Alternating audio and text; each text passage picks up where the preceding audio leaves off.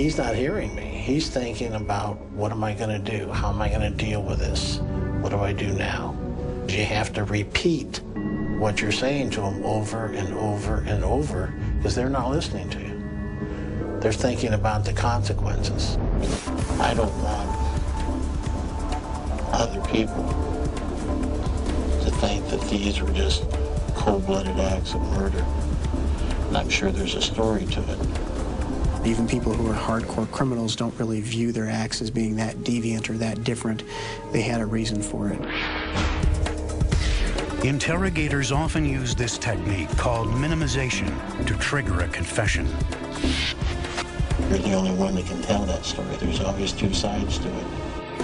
I'm trying to minimize the seriousness of the crime by giving him a way out, a face saver. Look at me. I'm telling you the truth. He's getting this guy into an emotional state. He's working him very effectively. I want to get his eye contact back, and so I'll reach down and touch him on the knee and tell him, Rex, look at me. And those touches are great. It's all right. Let it out. Because it's a connection with another human being. It's a positive anchor. Just talk to me. But for the next 8 minutes, Rex Krebs doesn't say a single word. He's bent over, there's no eye contact. He's almost in a fetal position while sitting in a chair. Confronting a suspect with evidence can spark a confession, but it can also overwhelm them and cause them to end the interrogation. Choosing to remain silent can be a suspect's best defense. Krebs, the seasoned ex-con, doesn't have to say a word. Finally, he says, Larry, you're beating on me. Take me back to jail. You don't want to help me?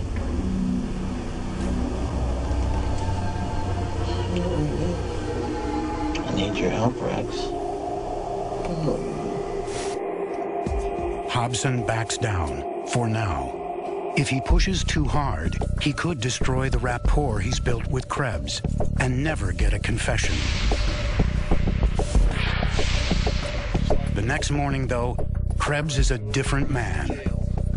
If you could play this one back to him sitting there the second day as compared to the first day, there's a big difference in body language. He knows it's over at this point, and now he's got to figure out how to tell me the story to make it sound like he's just not an absolute animal. We're dealing with Rachel Newhouse and Andrea Crawford, right? Okay, are you responsible for the disappearance of both girls? Are we going to find either girl alive?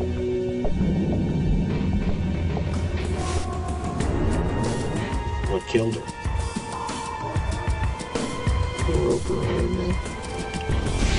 Over the next 2 hours, Krebs describes how he raped and strangled Andrea Crawford and Rachel Newhouse.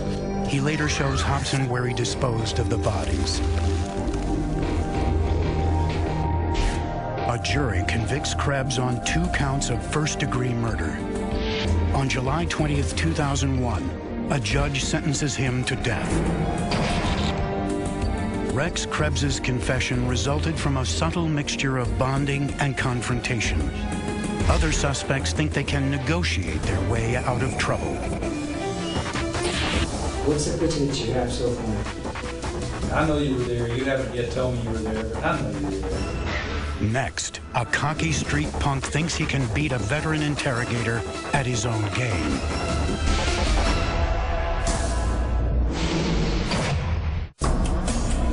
Interrogators face them every day. Suspects who think they know how to work the system and can avoid admitting what they've done. But skilled interrogators know how to turn the tables on these suspects. April 27th, 2004, San Marcos, Texas. Several men brutally assault Raul de Leon with boards and baseball bats. Witnesses finger 21-year-old Adrian Hernandez as one of the attackers. In custody, Hernandez decides that he'll try to find out what evidence the police have on him so he can cut a plea bargain. He got word through the jailers that he wanted to talk to me about the case. Adrian, you have the right to remain silent and not say anything. You understand that? A high percentage of suspects agree to discuss the details of a crime when legally they can refuse. About 80% of the people who are read the Miranda rights actually waive them and talk anyway. When Hernandez meets with 14-year veteran detective Scott Johnson, the suspect makes it clear he's ready to cop a plea and wants to know the score. I'm just curious, between me and you, what am I looking at? Just out of curiosity. He wants to know what I'm going to lay out there and offer him without him having to give anything up. As Hernandez tries to gain the detective's sympathy, he gives the interrogator some ammunition he can use. I don't know if you're aware or not, but in the radio, yeah, I was born again. I did give my life to God, okay? A suspect's religious beliefs can be an opening, an insight into his mind, what interrogators call a psychological lever. Psychological levers, in interrogation speak, they are the things that you use to get someone to talk. We'll use race, we'll use religion. You ever see that bracelet that says WWJD? WWJD. WWJD. Oh, damn. You know what that means? No. What would Jesus do? Reminding suspects of religious teachings plants a seed of guilt, which can weaken their defenses.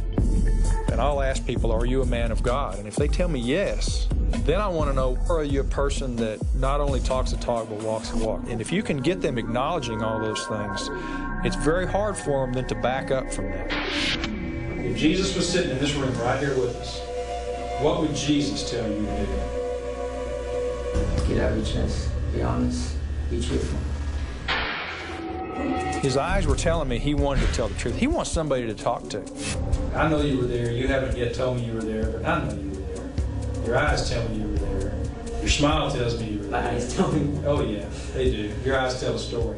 My eyes tell a story. Everybody's do. Say, hey, I made a mistake. I messed up. I'm man enough to stand up for it and make amends, and I want to do what's right. It's the be the man speech. You did this. I know you did it. You know you did it. Admit your guilt. Cleanse your soul. The only question is, will Hernandez take the bait? The suspect's body language says it all. We lean towards things we like and away from things we don't like. Here, he's going towards the investigator. I'm a sponge here waiting to soak up your information. I remember hitting them over the head constantly. Were you using the board or were you using the bat or what? Board. The detective's strategy works so well that he barely has to ask any questions. I know. That, yeah, I hit him. And this big chunk of board flew somewhere. I know he found that chunk. With a full confession on tape, the suspect pleads guilty to aggravated assault with a deadly weapon. A judge sentences him to 14 years. For the detective, it's a classic case of applying the psychological tools of interrogation. I'm in the police business, but I'm also in the accountability business, and that's what it boils down to. But accountability goes both ways.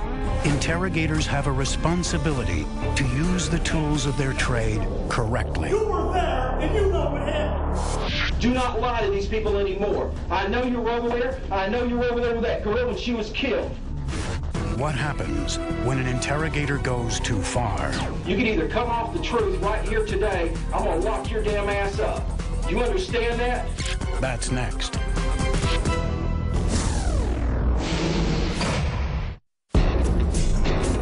One of the dark secrets of interrogation unfolds in the mind of a suspect. He walks into the room, thinking that he's innocent, but under the relentless pressure of the questioning, he's no longer sure. You were there, and you know what happened. And yet confrontation alone is not enough to get the truth. Screaming and yelling. What do? You work yourself up. And then you forget to listen. July 2002. a passerby discovers a grisly crime scene. The nude and partially burned body of a teenage girl, discarded in a wooded area near Georgia's Appalachian Mountains. Using dental records, police identify the victim as 15-year-old Katie Hamlin. Investigators find bruises on her body, indicating that she'd been restrained. 19 months after Hamlin's murder, detectives interrogate a key suspect, 20-year-old Brazilian immigrant Roberto Rocha. A witness claims he saw Rocha with Katie Hamlin on the night of her murder. Then police find Rocha's phone number on Hamlin's cell phone. I want to know what happened to Katie Hamlin, that 15-year-old girl. Detectives need a confession to seal their case. I've been working on this for 1.5 years, and I'm tired. And I want you to tell me the truth.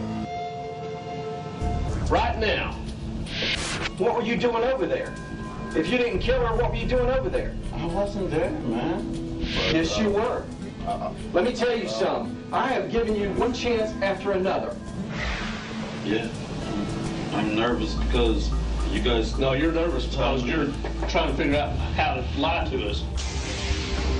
On the surface, the interrogator is using a standard technique, which is to interrupt a suspect's denials. With denials, usually the strategy is to stop the denial, because the more that person says the denial, the more committed they are to that position, and the harder it's going to be to move them off of that. I'm not lying, man.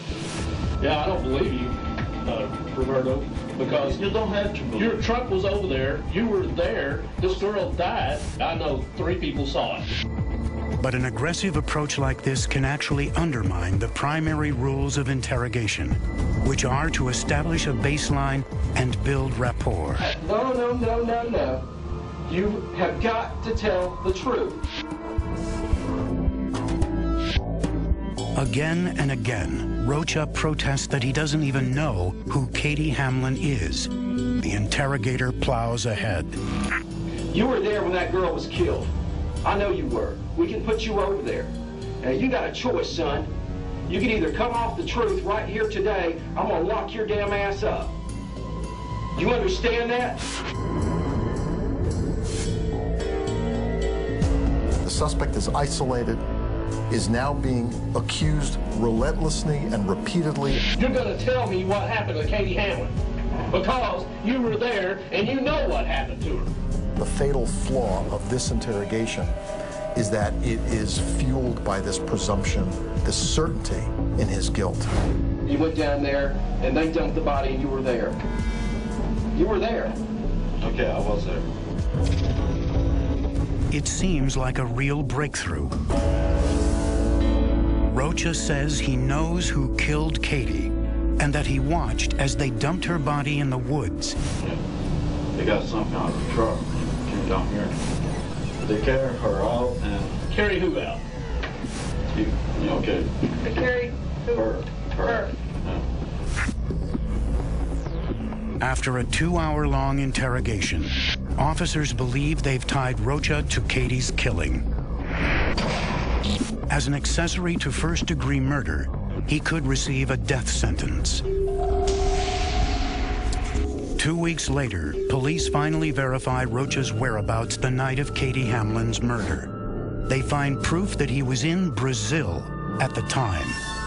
But in that interrogation room, something inside the suspect snapped, and he began inventing details of a crime he did not commit, just to end the terrifying process. Girl's butt. And she had pants on, jeans pants, and a t-shirt. The brown hair girl, whatever. There are many people out there who adamantly insist that nobody would ever confess to a crime they didn't commit.